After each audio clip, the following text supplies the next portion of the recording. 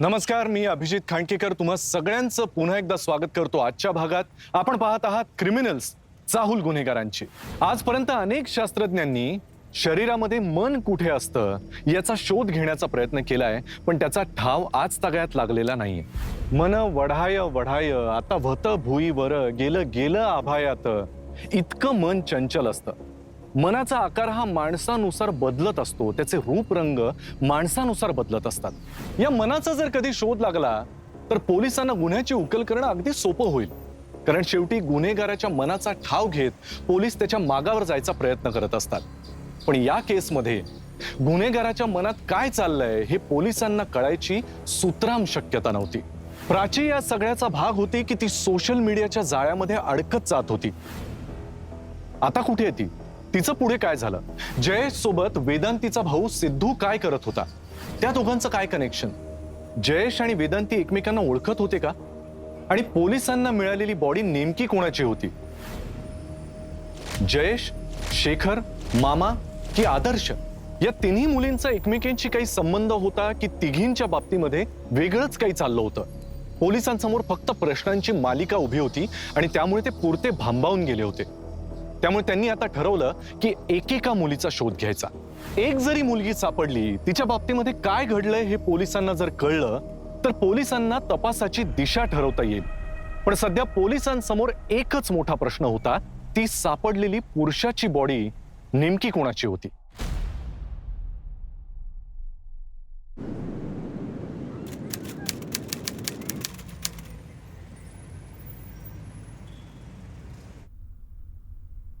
Sir, काल जी रस्त्याच्या बाजूला बॉडी सापडली त्याची पीएम रिपोर्ट।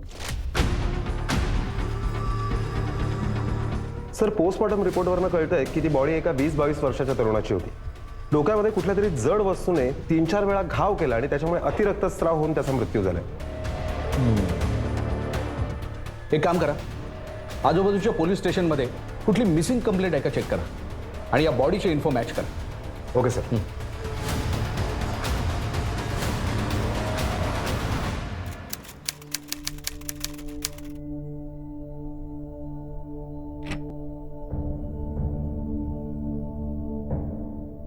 आलास?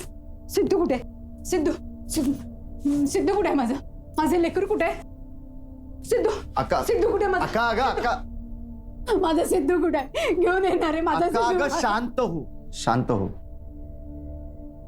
हे बघ, आपल्याला जर सिद्धूला परत आणायचं असेल ना तर त्या शेखरचे सगळे पैसे परत करावे लागतात। निधीताई, मला ना खूप भीती वाटते। एकतर आधीच वेदांती ताई आपल्याला सोडून गेली आणि त्यानंतर सिद्धू पण। तू तर मला नाही ना सोडून जाणार? नाही गायत्री, असं काहीच होणार नाही। ते दोघं सुद्धा परत येतील, तू रडू नकोस। चल आतमध्ये। अरे पण एवढे पैसे आपण आणायचे कुठून? आता सगळे दागिने त्या सोनाऱ्याकडे गहाळ आहेत। आता राहिलं तर हे घर विकण्याशिवाय काही पर्याय नाही। अरे चालेल अक्का, अक्का एक काम कर, तू घराचे पेपर घेऊन ये, आपण हे घर विकून टाकू, त्याचे पैसे येतील ना ते शेखरला देऊ आणि आपल्या सिद्धूला सोडून घेऊ, मग बघू पुढचं काय ते। ठीक आहे ठीक आहे, माझ्या लेकरांपुढं ह्या घराची किंमत काहीच नाही। मी पेपर घेऊन येते, मी पेपर घेऊन येते।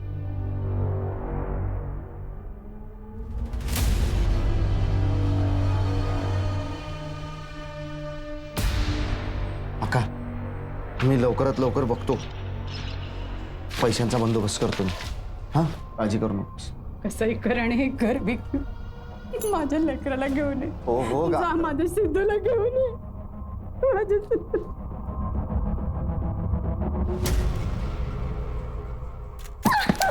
अरे मला जाऊ द्या, मला आईकडे जायचं आहे। मला जाऊ द्या ना।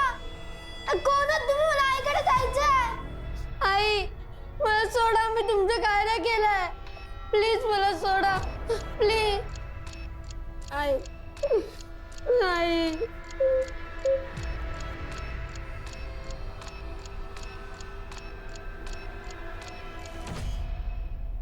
अरे भाई, छोटे का कीमत ज्यादा होता है।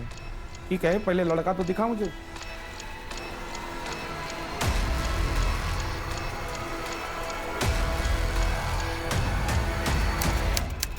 Okay sir. येस. सर, आपल्या खबरेने टीप दिली आहे की वेदांतीचा मामा घर विकून पळण्याच्या तयारीत आहे. काय? हो सर. घर का विकतायत ते? हे घरचे आपल्यापासून काहीतरी लपवत आहेत. मलाही असंच वाटतंय सर. सर, वेदांती गायब होण्यामागे या मामाचाच हात असावा. एक काम करा, या मामाला ताब्यात घ्या, पोलिसी खाक्या दाखवा, बोलता करा त्याला. ही केस वाटते तितकी सोपी नाहीये. आपल्या नेहमीच्या पद्धतीला ब्रेक देऊन त्याची विचारपूस करा. Okay sir. करडे, पाटील मॅडम, चला.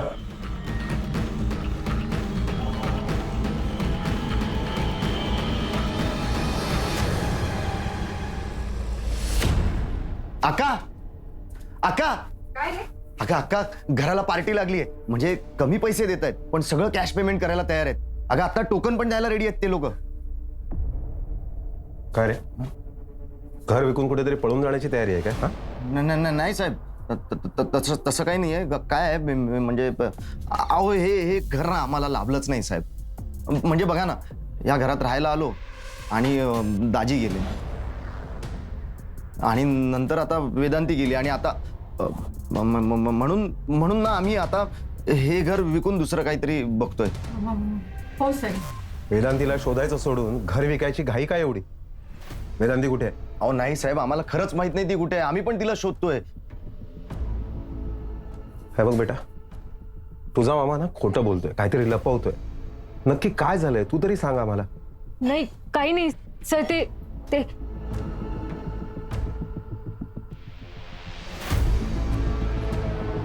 ठीक आहे, जोपर्यंत वेदांती सापडत नाही तोपर्यंत हे घर विकायचं नाही. पाटील मॅडम, करडे, चला. साहेब, ओ साहेब.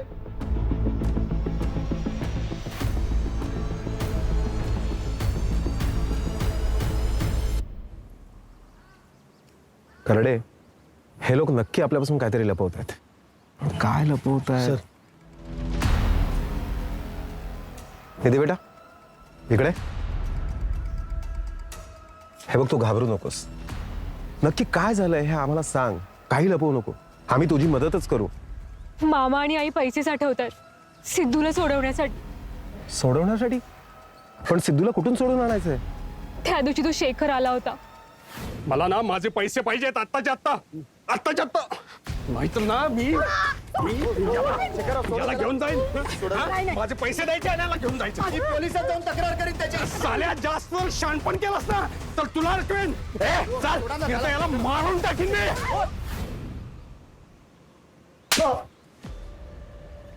साहेब, मी शेखरकडून काही पैसे घेतले होते. त्याला काही करून ना वेदांती सोबत लग्न करायचं होतं. आता वेदांती सोबत त्याचं लग्न होत नाहीये म्हणून तो त्याचे पैसे परत मागत होता. आम्हाला म्हणाला, मी सिद्धूला घेऊन जातो, तुम्ही पैसे परत आणून द्या, तोपर्यंत मी सिद्धूला सोडणार नाही असं धमकावून गेला साहेब तो आम्हाला. अरे, ही गोष्ट आम्हाला पहिली का नाही सांगितली तुम्ही?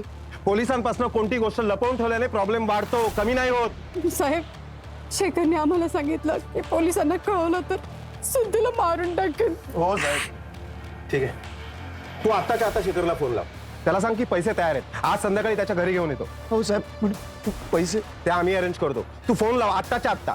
हो, लाव.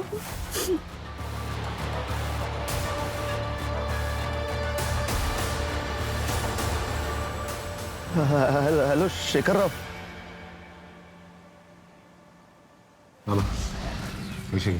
जा. साहेब, सिद्धूला काही होणार तर नाही ना? मामा, पोलिसांवरती भरोसा ठेव, आम्ही त्याला काही होऊन देणार नाही. जा. हो साहेब.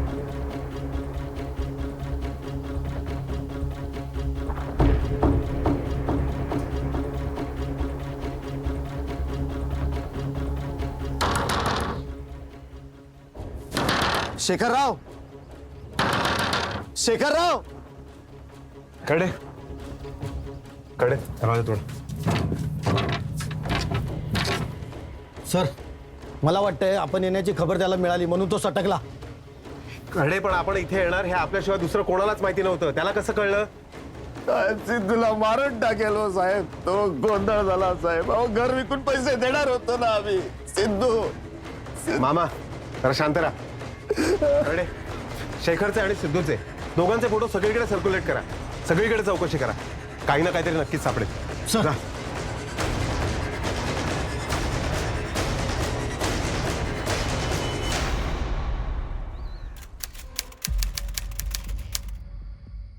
चल चल म्हटलं ना. आता झालं ना लग्न, आता तरी मला सोडा ना प्लीज. हे बघ आता शेवटचा विधी हा एकदम शहाण्या मुलीसारखा पार करायचा आणि मी उद्या सकाळी तू तुझ्या घरी. कळलं? चल बस आता जागेवर बस.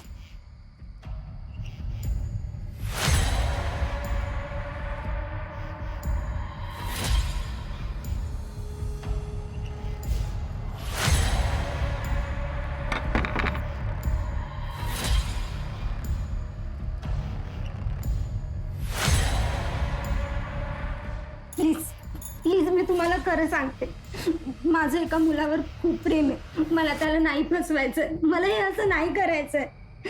ही लोक कोण आहेत, माझं तुमच्याशी का लग्न लावलंय मला नाही माहिती. प्लीज प्लीज मला मदत करा. हे बघ शांत हो. मला सुद्धा या सगळ्या गोष्टी नाही पटत आहेत, पण जा मरता जा. अरे आजची रात्र तुझी आहे, काय करायची ते मजा कर. हा कायला असतोय माझा पोरगा. ए बेडा जा. ऐश उद्या पोरीचा विषय संपून टाका. होय साहेब, तुम्ही काळजीच करू नका.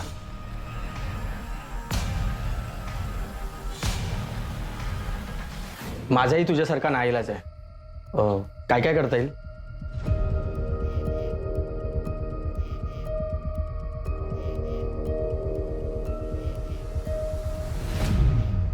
तुला गाडी चालवता येते? अगं म्हणजे टू व्हीलर येते का? थांब, सगळेजण झोपू देत. बैस इथे.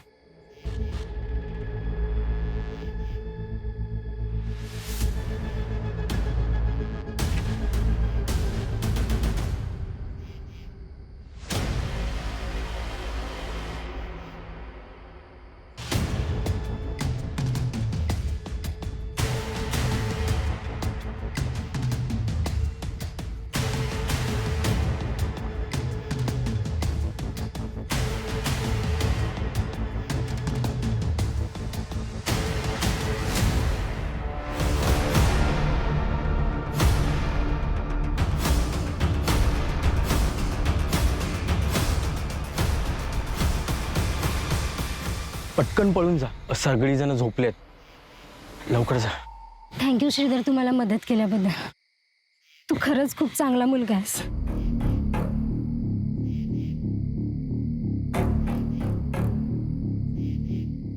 उठ लवकर.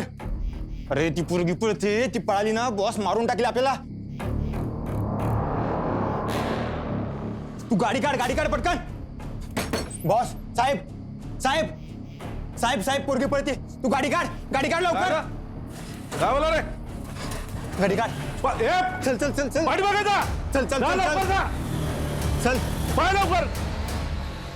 हे बघ, जिथे भेटेल तिथे ठार मार, सोडू नकोस.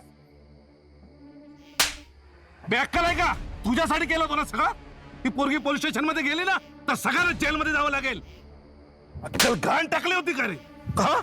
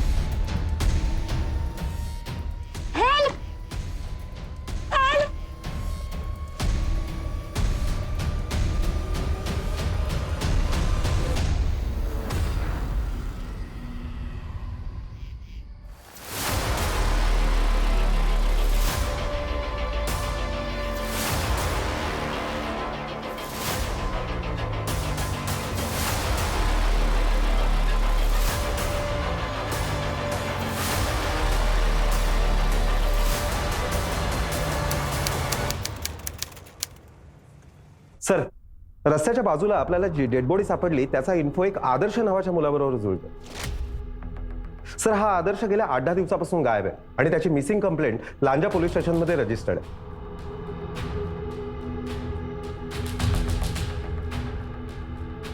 एक काम करा, आदर्शचे आई वडील आणि या बॉडीचे डीएनए मॅच करा, बघा काय माहिती मिळते का. Okay sir. सर, ही केस जास्तच कॉम्प्लिकेटेड होत चालली आहे. एकतर आपल्याकडे काही पुरावे नाही आहेत आणि जेव्हा आपल्याला लीड मिळते तेव्हा पुन्हा एकदा आपण डेड एंड जवळ येऊन थांबतो. ते तर आहेच नाही कोणी.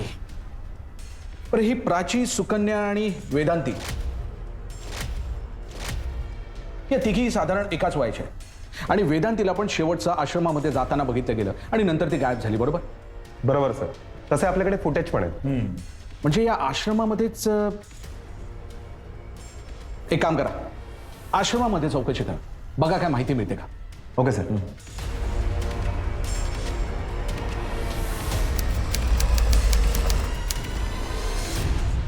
मुली, तुझं नाव काय आणि एवढ्या रात्री तू तिथे काय करत होतीस? तुझा घरचा ऍड्रेस, नंबर काही सांगू शकशील? सर, डॉक्टर म्हणत होते ती शॉकमध्ये आहे. तिला काही विचारलं ना ती सारखी रडते आणि मी पण 2-3दा विचारण्याचा प्रयत्न केला पण ती काहीच बोलत नाही.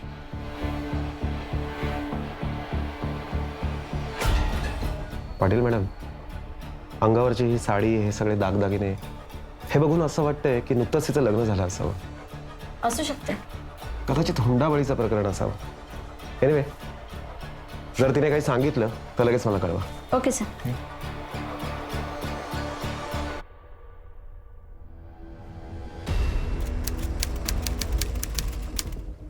अच्छा, मला एक सांग, ह्या तुमच्या रेक्टर मॅडम म्हणजे शारदाताई, त्या कशात स्वभावाने? शारदाताई खूप चांगल्या आहेत सर. त्या आमची सगळ्यांची खूप काळजी घेतात आणि आम्हाला अगदी घरच्यांसारखी वागणूक देतात. अच्छा. आणि सुकन्या, ती कशी होती स्वभावाने? म्हणजे कधी शारदाताईंचं आणि सुकन्याचं काही भांडण वगैरे झालं होतं का? वाद झाले होते का? सुकन्याताई तशी बिनधास्त होती. हा, पण शारदाताईंचा आणि तिचा मध्ये वाद झाला होता. हे बघ सुकन्या, तुला अनुभवातून सांगते मी. अगं, स्वतःच्या पायावर उभी राहा, सेटल हो. तो मुलगा चांगला नाहीये का तुझ्यासाठी? अगं, त्या मुलाच्या सोबत राहिलीस ना तर आयुष्य बर्बाद होईल तुझं. हे बघा शारदाताई, मला त्याच्याबद्दल कोणीही काही बोलायचं नाही. I love him and he loves me too. आणि आता तेवढी अक्कल आहे मला. नाव काय होतं त्या मुलाचं? काहीतरी आदर्श आदर्श नाव होतं त्याचं. आदर्श. रस्त्याच्या बाजूला आपल्याला जी डेड बॉडी सापडली त्याचा इन्फो एक आदर्श नावाच्या मुलाबरोबर जुळतो. तुला नक्की आठवतं त्याचं नाव आदर्श होतं? हो सर, मी भेटले सुद्धा होते त्याला.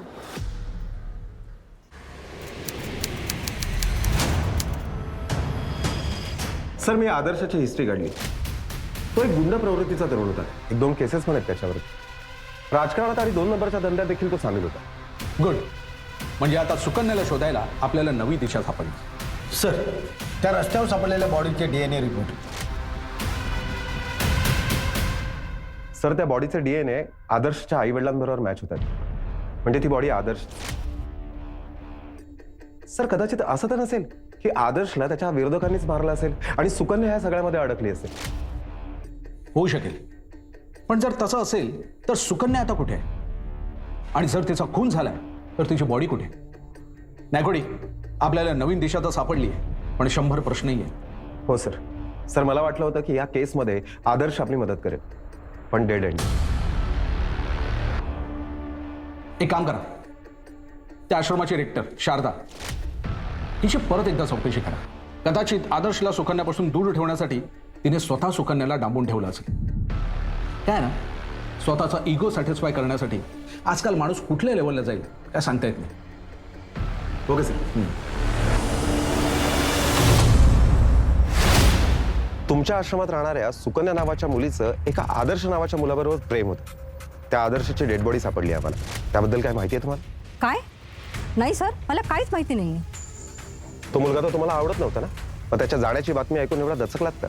सर, तो मुलगा वाया गेला होता म्हणून मला आवडत नव्हता आणि म्हणून सुकन्याला मी त्याच्यासोबत नको राहू म्हणत होते.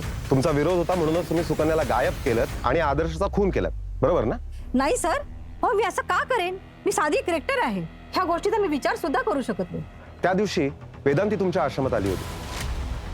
कशाला आली होती ती? वेदांती? कोण वेदांती?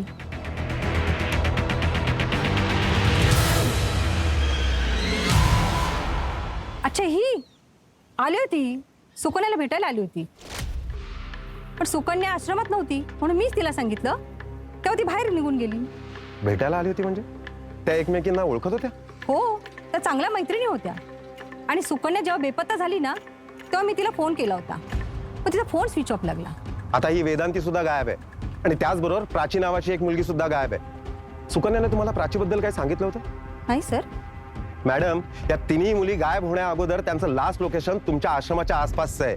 ज्या आश्रमाचं नाव तुम्हाला इतकं प्रिय आहे ना, ते आता धोक्यात आहे. त्यामुळे जर का तुम्हाला या प्रकरणाबद्दल काही माहिती असेल ना, तर सांगा प्लीज. सर, मी खरंच सांगते, त्या मुलींबद्दल मला काहीच माहिती नाहीये. ठीक आहे पाटील मॅडम, आश्रमाचं रजिस्टर चेक करा आणि सगळे डिटेल्स घेऊन या.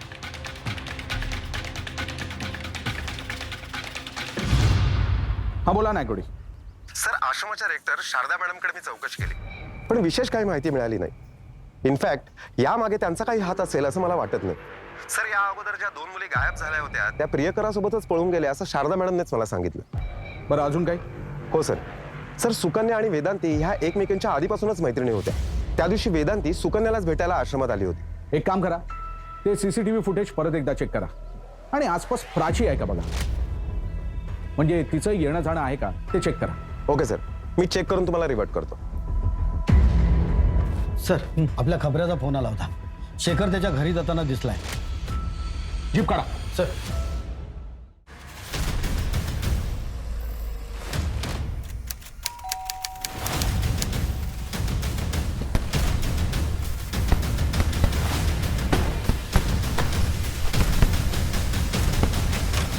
काय रे, पुढे चाललास? चला, चल चल चल, इकडे उभा राहा. सिद्धू कुठे आहे? बोल. कोण सिद्धू साहेब? बोल, कुठे आहे सिद्धू? साहेब, कोण सिद्धू? मला काही माहित नाही साहेब. सिद्धूच्या घरातून तू त्याला पळवून नेलायस. तुझ्या विरुद्ध कंप्लेंट आहे. बोल, कुठे आहे? नाहीतर सांगतो साहेब. साहेब, अहो, त्या दिवशी मी त्याला घरातून घेऊन बाहेर पडलो आणि मग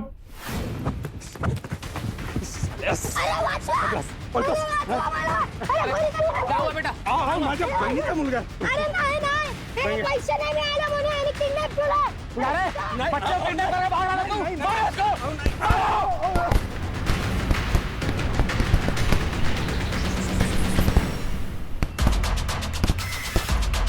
तुला घरी जायचं, मग आपल्याला इथून निघावं लागेल. चल.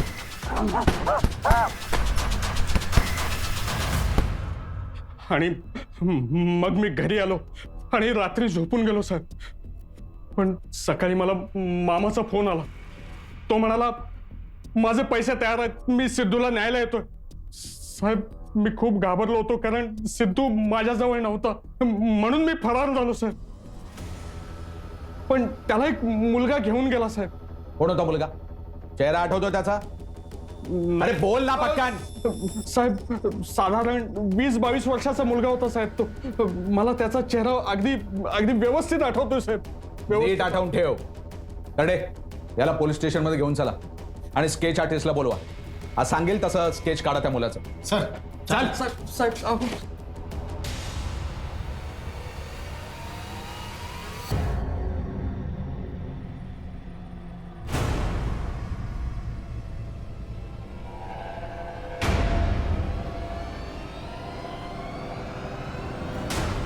बाळा, उठ बघू आता. त्या आश्रमामध्ये अजून काही माहिती मिळते का बघा. सर, शेखरच्या सांगण्यानुसार जे स्केच बनवलं ते जयेशचं निघालं.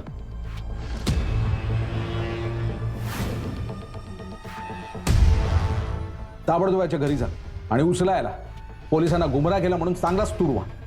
Okay sir.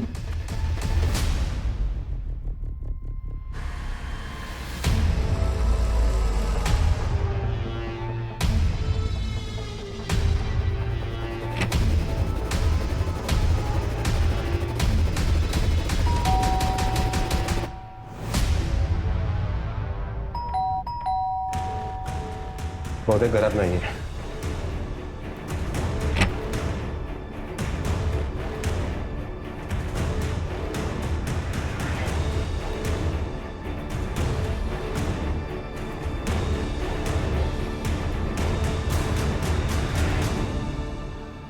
सर जयेश गायब आहे. त्याच्या शेजाऱ्यांकडे चौकशी केल्यावर कळलं की गेले 3-4 दिवस तो घरीच आलेला नाहीये आणि तो ज्या घरात राहत होता ते घर भाड्याचं असून त्याने तिथे दिलेली सर्व माहिती ही खोटी आहे. हा जयेश प्राचीला शेवटचं भेटला होता. कदाचित तो कुठल्या तरी टोळीला सामील झाला असेल जे सगळं हे काय करतायत. एक काम करा, जयेशचं स्केच सर्क्युलेट करा सगळीकडे आणि आपल्या खबऱ्यांना पण माहिती द्या. तरडे, या जयेशचा बंद फोन कुठल्या कुठल्या लोकेशनला फिरत होता आणि त्यातलं कॉमन लोकेशन कुठलं आहे ते तपासा. आपल्याला सापळा रचावं लागेल. तो नक्की सापडेल. Okay sir.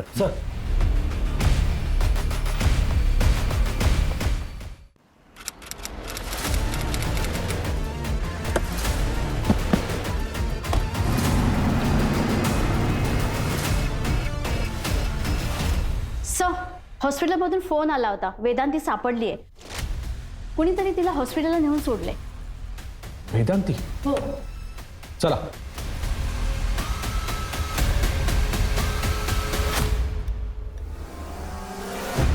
वेदांती, बाळा ठीक आहेस ना तू? इतके दिवस कुठे होतीस आणि कोण कोण होतं तुझ्याबरोबर? नाही, मी एकटीच होते. मी त्या दिवशी सुकन्याला भेटायला जात होते, माझी मैत्रीण. मला खूप टेन्शन आलं होतं म्हणून मला तिला भेटायचंच होतं. पण मी आश्रमात गेले तर मला कळलं की ती भाटे गावाला गेली आहे, म्हणून मी तिकडे जायला निघाले. पण भाट्याच्या पुलापर्यंत पोहोचले तेव्हा तिथे अचानक एक कार आली. त्यातनं काही माणसं उतरली आणि त्यांनी मला किडनॅप केलं. एका अडगळीच्या खोलीत बंद केलेलं मला. माझे हातपाय बांधून ठेवले होते. सारखं लग्नाबद्दल बोलायचे. हे बघे, तुझं पूर्ण नाव, जन्मगाळ, जन्मबे ह्याच्यावर लिही पटापट. जेवढं सांगितलंय ना तेवढं पटापट करायचं. चल.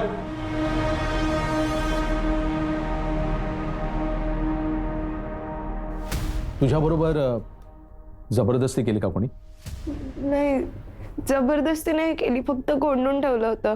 त्या दिवशी ते अचानक आले आणि मला घेऊन बाहेर पडले तिथनं आणि नंतर रस्त्यात मध्येच कुठेतरी फेकून दिलं. वेदांती, हे फक्त तुझ्यासोबत नाही, सुकन्यासोबत पण असंच काहीतरी करण्याचा प्रयत्न झाला. सुकन्या कुठे ती? तिला काय झालं? रिलॅक्स. तुला भेटवू आम्ही. ती सध्या शॉकमध्ये आहे. मला कळत नाहीये की तुला काहीही न करता का सोडलं त्यांनी आणि हे लग्नाचं मॅटर काय आहे. बरं, तुझी पर्सनल माहिती का घेतली त्यांनी? तुझ्या नावाने कुठला सायबर क्राईम करायचा होता का त्यांना? बरं, तुझं थंब घेतलं का त्यांनी? नाही.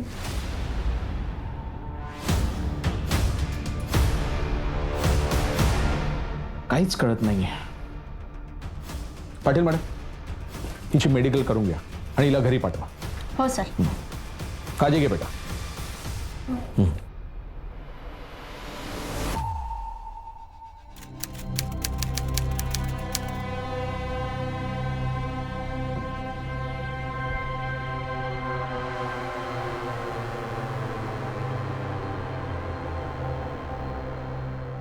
काकी, मला घरी कधी सोडणार?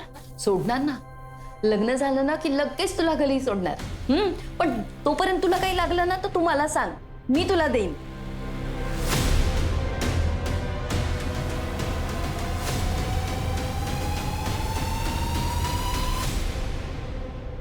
ताई, मला नाही माहिती ती लोक कोण होती, पण त्यांनी त्यांच्या मुलाशी माझं जबरदस्ती लग्न लावलं. सुकन्या, ज्या ठिकाणी तू आम्हाला सापडलीस तिथे पोलीस चेकिंग होती, बरोबर आहे?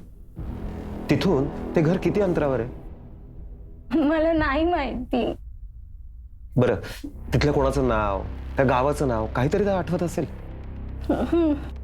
एक सूर्या म्हणून माणूस होता. त्याने मला 2-3 वेळा मारलं, जीवे मारण्याची धमकी पण दिली आणि त्याच्या मुलाशीच त्याने माझं लग्न लावलं.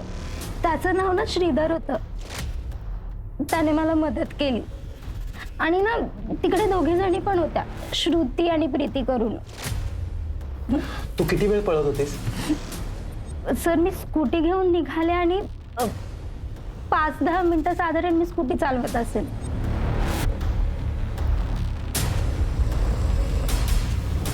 सर वेदांतीचा सुद्धा काहीसा लग्नासारखाच प्रकार होता, पण लग्न न करताच तिला सोडून देण्यात आलं.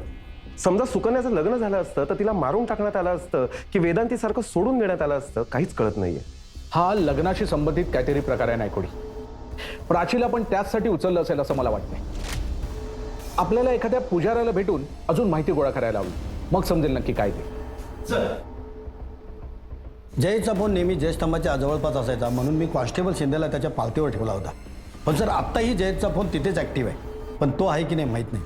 तो जो कोणी आहे त्याला ताब्यात घ्या ताबडतोब. Okay sir. पाटील मॅडम चला.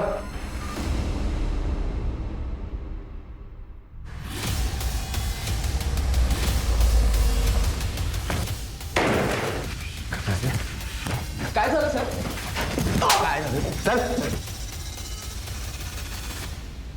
सर हे बघा, मला खरंच काय माहित नाहीये सर, प्लीज मला जाऊ दे सर, प्लीज.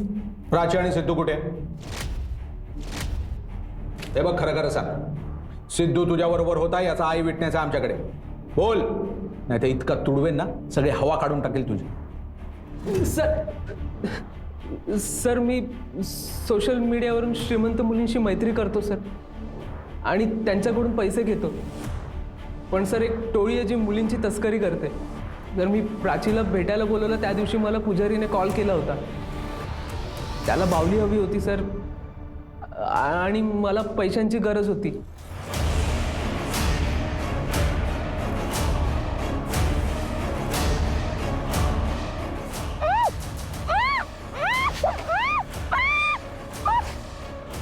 सर मी प्राचीला बोलवलं आणि बेशुद्ध केलं. ते लोक तिथे आले, प्राचीला घेऊन गेले आणि मला कॅश दिली सर त्यांनी. तर बघितलं, थोबाडाने किती इनोसंट वाटतोय, पण सराईत गुन्हेगार आहे हा. सिद्धू कुठे आहे? कुठे आहे सिद्धू? आता बोलतोस काय? सर तो सिद्धू मला दिसला तेव्हा सर मला एका लहान मुलाची ऑर्डर होती सर. तिथे गर्दी खूप होती, त्या गर्दीचा फायदा घेऊन मी त्याला घेऊन पळून गेलो सर. तो कोण पुजारी आहे ना, त्याचा नंबर काढ. दे लवकर नंबर, चाल. 977.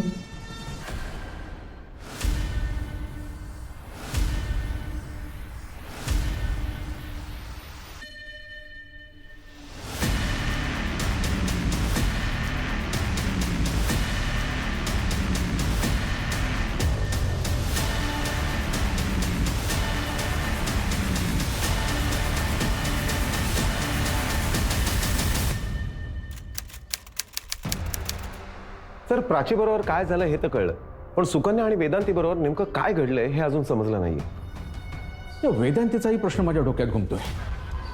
जर सगळ्या मुलींना लग्नासाठी उचललं असेल तर सिद्धू त्याला का उचललं? हे कसलं रॅकेट आहे? सर पुजाऱ्याचा नंबर ट्रेस झालाय आणि त्याचा पत्ता पण मिळालाय. चला.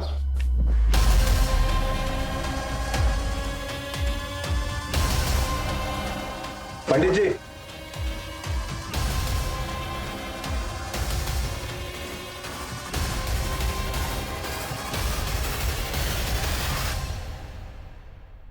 साहेब खरं तर हा सगळा माझाच प्लॅन होता. मी गावागावात जायचो आणि तिथल्या श्रीमंत पण अशिक्षित लोकांना गाठायचो. म्हणजे त्यांच्या मुलांच्या जन्मपत्रिकेत मांगलिक दोष असं सांगायचो आणि मग त्यांच्याकडून भरपूर पैसे उकळायचो. प्राचीला आणि सुकन्याला हे माझ्याच सांगण्यावरनं उचललं होतं.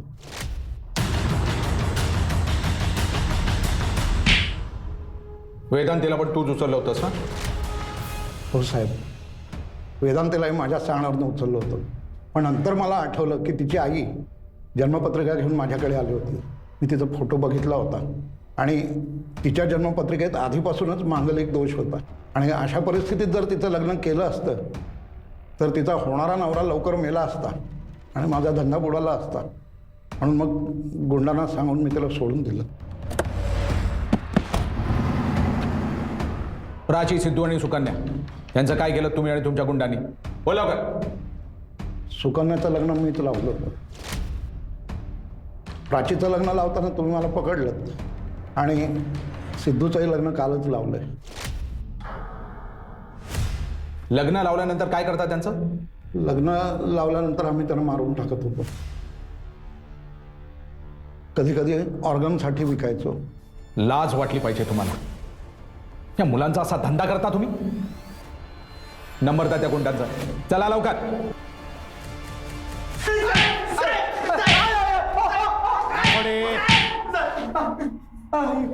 बोला, आजपर्यंत किती मुलं उचलली? सारा सांगा. सांगतो 20-25 मुलं उचलली असतील साहेब. मुलांपर्यंत कसे पोहोचायचे रे तुम्ही? हा? सांगतो साहेब सांगतो. पोरांना सोशल मीडिया, ग्राउंडवर, रस्त्यावर भेटायचो आणि पोरांना गायब करतो साहेब. किती पैसे मिळायचे? एका मुलाचे 2 लाख रुपये मिळायचे आणि मुलगी जेवढी मोठी तेवढी तिची किंमत मिळायची आणि लग्न झाल्यावर त्यांना मारायची सुपारी पण आम्हीच घ्यायचो. आदर्शला पण तुम्हीच मारलात ना? बोलो कर. नाही साहेब, तू चुकून मेला साहेब. त्याला मारायचं नव्हतं साहेब, त्याला फक्त बेशुद्ध करायचं होतं. पण फटका इतक्या जोराचा बसला की तो जागेवर मेला साहेब.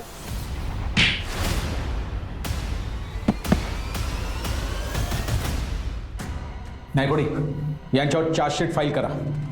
आयुष्यभर पस्तावले पाहिजेत हे गुन्हे का आणि कशासाठी केले यांनी.